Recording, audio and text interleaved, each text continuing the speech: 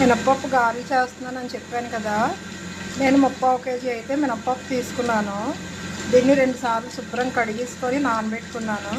ఇప్పుడు వాటర్ అంతా వంపేసి ఒక వాయి అయితే గ్రైండర్లో వేసాను. పిండి నలుగుతూ ఉంది. అది తీసుకొని ఇప్పుడు ఇది కూడా వేసుకుంటాను. వేసి గారెలు వేసి చూపిస్తాను.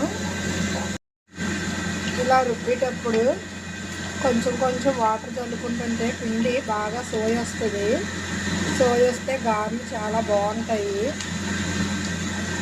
పప్పు కూడా ఎక్కడ లేకుండా మొత్తం ఇలా కలుపుకుంటూ ఉంటూ కొద్ది కొద్దిగా వాటర్ వేసుకుంటుంటే చాలా బాగా వస్తాయి.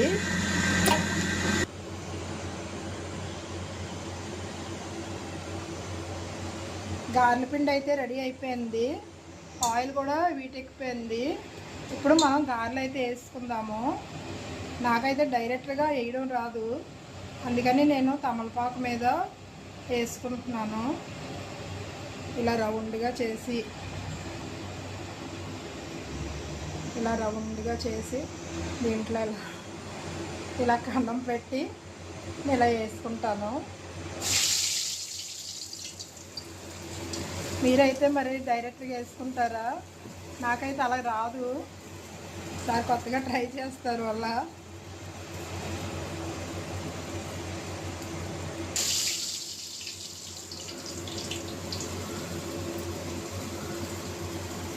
చప్పరగారులే తీసుకెళ్తున్నాను. పెద్ద పిల్ల అయిన అమ్మాయికి మరీ కారం పెట్టకూడదు కదా, అందుకనేసి నేను చప్పరగారులు చేస్తున్నాను.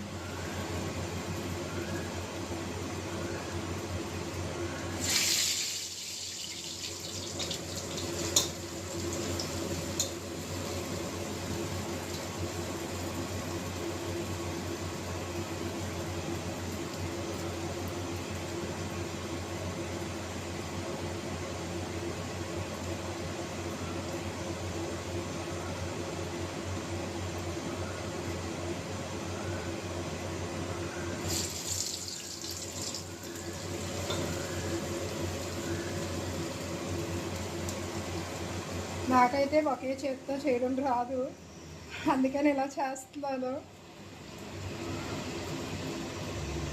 ఎడం చేయి వాడుకుంటూ అయితే నేను మరి చేయలేను. నాలా మీకు కూడా ఎంతమందికి రాదు ఇలా వేయడం? కామెంట్ చేయండి.